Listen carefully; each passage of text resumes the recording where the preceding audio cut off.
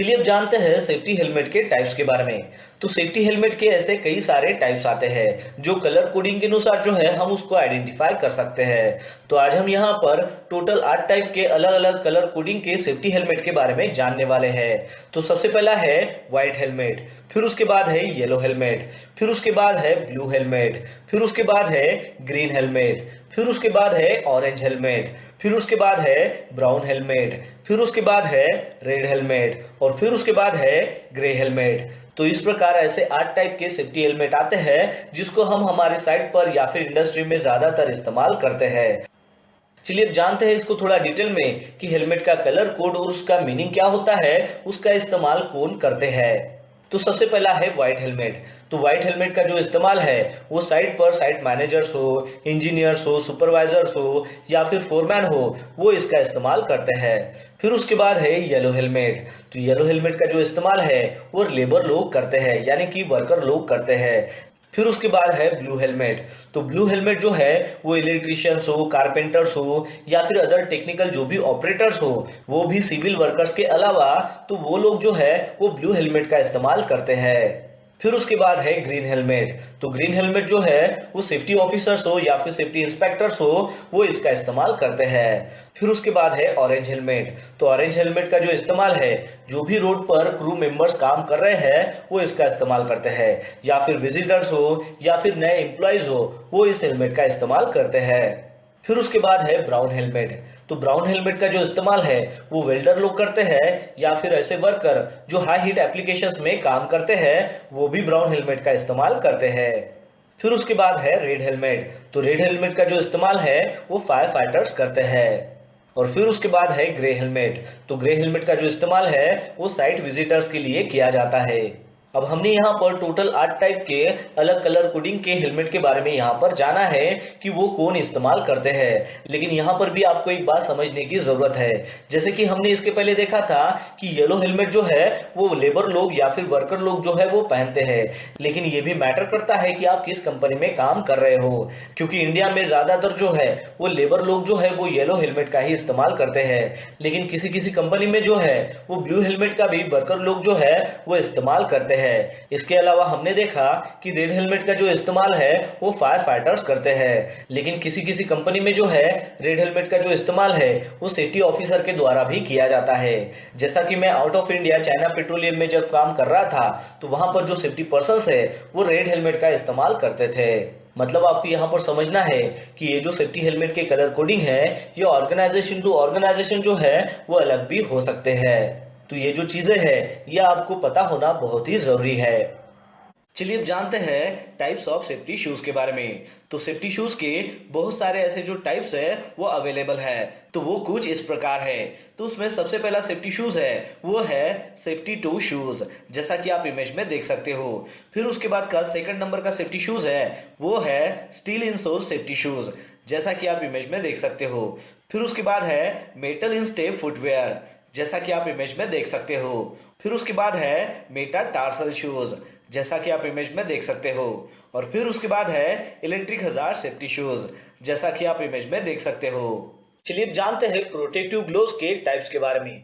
तो मार्केट में अगर आप जाएंगे तो ऐसे बहुत सारे टाइप्स के जो है हैंड ग्लोव्स आपको अवेलेबल मिलते हैं आज के दौर में।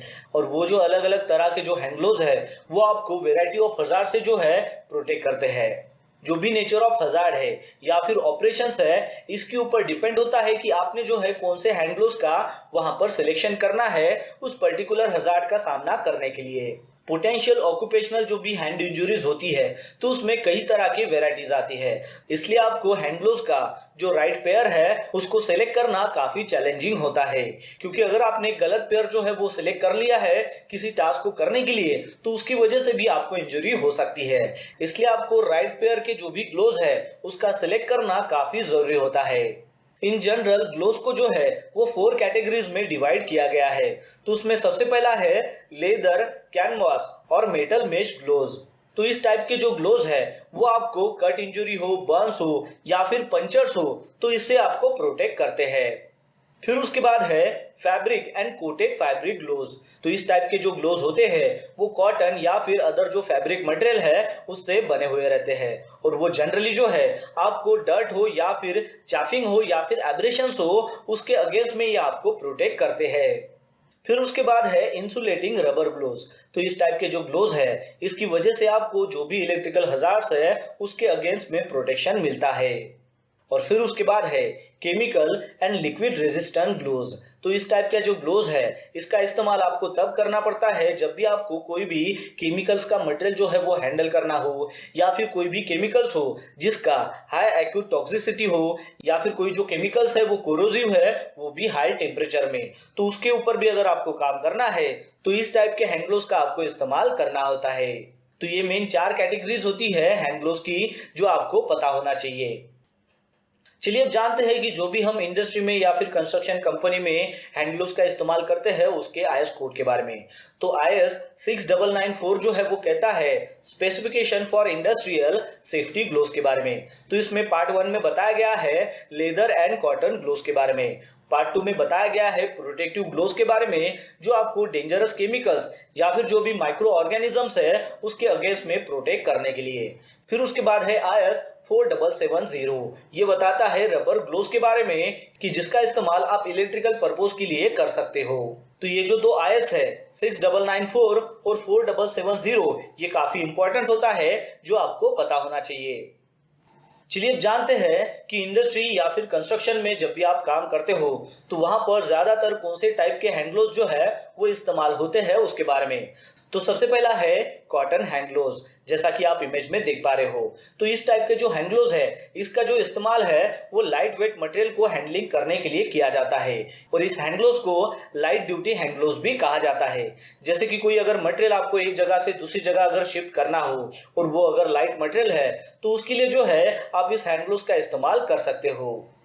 फिर उसके बाद है हार्ड कॉटन हैंड ग्लोव्स, जैसा कि आप इमेज में देख पा रहे हो। तो इस टाइप का जो हैंड ग्लोव्स है ये भी कॉटन से बना हुआ रहता है, लेकिन ये जो कॉटन है ये थोड़ा हार्ड होता है क्योंकि आप जो है इस हैंड ग्लोव्स का हेवी ड्यूटी के लिए इस्तेमाल कर सकते हो या फिर किसी मेटल शीट हो या फिर ग्लास मटेरियल को अगर आपको हैंडल करना है और उस मटेरियल को अगर शार्प एजेस है तो उस शार्प एजेस से बचने के लिए जो है आप इस हार्ड कॉटन हैंड ग्लोव्स का इस्तेमाल कर सकते हो या फिर आप लेदर हैंड ग्लोव्स का भी इस्तेमाल कर सकते हो।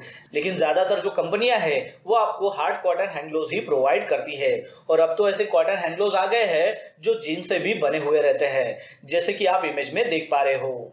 फिर उसके बाद है सॉफ्ट लेदर हैंड ग्लोव्स, जैसा कि आप इमेज में देख पा रहे हो। तो इस टाइप के जो हैंड ग्लोव्स है इसका इस्तेमाल आपको करना होता है जब भी आपको कोई मशीन्स को ऑपरेट करना हो और इस सॉफ्ट लेदर हैंड ग्लोव्स का मेन पर्पस ये होता है कि जब भी आप किसी मशीनरी के ऊपर काम कर रहे हो तो आपका जो डायरेक्टली कांटेक्ट है उस मशीन के साथ में नहीं होना चाहिए, यानी कि आपका जो बॉडी पार्ट है जैसे कि आपके हाथ हो गए वो डायरेक्टली मशीन के साथ कांटेक्ट में नहीं आना चाहिए। इसलिए जो है आपको ये सॉफ्ट लेदर हैंड ग्लोव्स जो है वो पहनने होते हैं, क्योंकि जो भी मशीनरीज है उसमें कोई अगर रस लगा हो या फिर उसमें कोई अगर शार्प एजेस हो तो उससे प्रोटेक्ट करने के लिए आपको इस हैंड ग्लोव्स का इस्तेमाल करना होता है।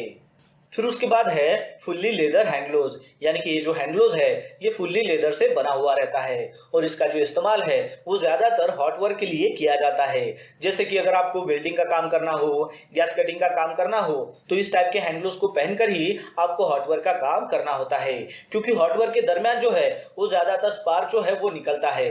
तो वो जो स्पार्क है वो डायरेक्टली आपके स्किन के कांटेक्ट में नहीं आना चाहिए, इसलिए आप जो है लेदर हैंड ग्लोव्स पहनते हो ताकि वो जो हैंड ग्लोव्स है वो आपको हैंड इंजरी होने से प्रोटेक्ट कर सके। फिर उसके बाद है रबर हैंड ग्लोव्स। तो ये जो रबर हैंड ग्लोव्स होते हैं इसका आप इस्तेमाल कंक्रीट मटेरियल को हैंडल करने के लिए कर सकते हो, जैसे कि कंक्रीट का अगर पोरिंग हो रहा हो या फिर कंक्रीट की आपको फिनिशिंग करना हो या फिर कंक्रीट का कोई भी मटेरियल आपको हैंडल करना हो तो इस टाइप के हैंड ग्लोव्स का आप इस्तेमाल कर सकते हो। फिर उसके बाद है high resistance rubber hand gloves, यानी कि ये भी जो है ये रबर हैंड ग्लोव्स है लेकिन इसका जो रेजिस्टेंस होता है वो ज्यादा होता है। इस हैंड ग्लोव्स का इस्तेमाल जो है वो आप इलेक्ट्रिकल पर्पस के लिए कर सकते हो, क्योंकि ये जो हैंड ग्लोव्स होते हैं इसका हाई रेजिस्टेंस होता है। जब भी आप इलेक्ट्रिकल अप्लायंसेस के ऊपर काम कर रहे हो तो वहां से इलेक्ट्रिक शॉक लगने के ज्यादातर चांसेस होते हैं। तो वो जो इलेक्ट्रिक शॉक है वो आपकी बॉडी को नहीं लगना चाहिए, इसलिए आपको हाई रेजिस्टेंस जो रबर हैंड ग्लोव्स है उसका सहारा लेकर ही आपको इलेक्ट्रिकल अप्लायंसेस के ऊपर काम करना होता है। फिर उसके बाद है केमिकल बेस्ड हैंड ग्लोव्स, यानी कि जो भी केमिकल मटेरियल है उसको अगर आपको हैंडल करना है तो उसके लिए जो है आपको केमिकल बेस्ड जो हैंड ग्लोव्स है उसका इस्तेमाल करना होता है, जैसा कि आप इमेज में देख पा रहे हो। तो इस तरीके से ये 7 टाइप के मोस्ट कॉमन जो है वो हैंड ग्लोव्स होते हैं, जिसका हम रेगुलर बेसिस के ऊपर हमारे इंडस्ट्री में या फिर कंस्ट्रक्शन कंपनी में जो है वो इस्तेमाल करते हैं। चलिए अब जानते हैं कि फुल बॉडी हार्नेस के क्या क्लासिफिकेशन होते हैं। फुल बॉडी हार्नेस के जो क्लासिफिकेशन है वो हम Indian standard industrial safety belt and harness उसके स्पेसिफिकेशन IS 3521 1999 के हिसाब से देखने वाले हैं। तो चलिए अब जानते हैं और देखते हैं कि ऐसे वो कौन से क्लासिफिकेशन हैं। तो इसमें जो है class A, class D, class E, class L और क्लास P होते हैं। तो चलिए अब देखते हैं कि ये क्या रिप्रेजेंट करता है। तो क्लास A का जो फुल बॉडी हार्नेस है वो रिप्रेजेंट करता है फॉल अरेस्टिंग को। उसका मतलब ये होता है कि इस क्लास का जो सेफ्टी बेल्ट है इसको इस तरीके से डिज़ाइन किया गया है ताकि जब भी कोई पर्सन ऊंचाई से गिरने वाला हो या फिर गिर रहा हो तो उस दौरान उसको ये जो बेल्ट है वहीं पर ही अरेस्ट कर लेता है और उसके बॉडी को सपोर्ट करता है। क्लास A हार्नेस में एक डी रिंग होती है जो दोनों शोल्डर स्ट्रैप के बैक साइड पर होती है और इस क्लास A सेफ्टी बेल्ट की जो प्रोविजन है वो प्रोवाइड की गई है IS 3521 1999 के तहत, जिसको अप्रूव किया है ब्यूरो ऑफ इंडियन स्टैंडर्ड ने। फिर उसके बाद जो है क्लास D वो रिप्रेजेंट करता है कंट्रोल डिसेंट को, यानी कि ऊंचाई से जब भी आप नीचे आते हो तो उस दौरान ये जो फुल बॉडी हार्नेस है वो उसको कंट्रोल करता है। क्लास D हार्नेस में फ्रंट या फिर साइड माउंटेड डी रिंग होता है और इसकी भी जो प्रोविजन है वो प्रोवाइड की गई है फॉल अरेस्ट करने के लिए, वो भी IS 3521 1999 की तहत से, और ये भी जो है वो ब्यूरो ऑफ इंडियन स्टैंडर्ड से अप्रूव है।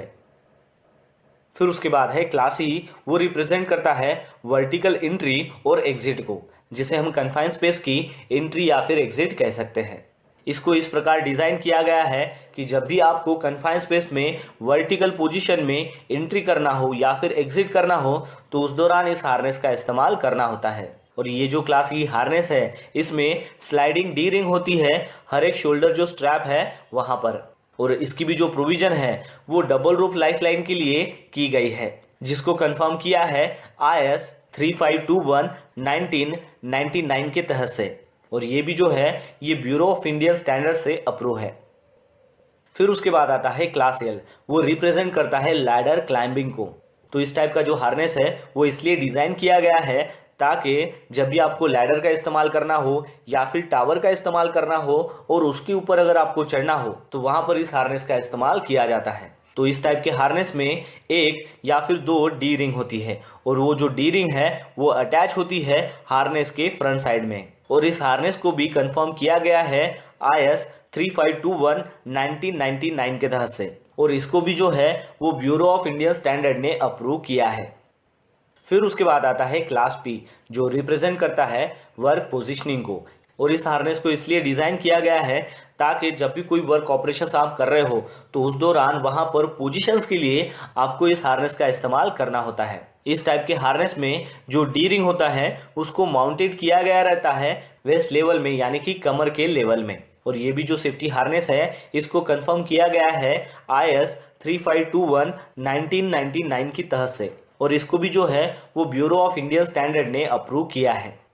दोस्तों आपको एक बात यहाँ पर ध्यान में रखनी है कि जो भी क्लास D हार्नेस है, क्लास E हार्नेस है, क्लास L हार्नेस है और क्लास P के जो भी हार्नेसेस है वो सभी के सभी क्लास A हार्नेस की रिक्वायरमेंट फुलफिल करते हैं।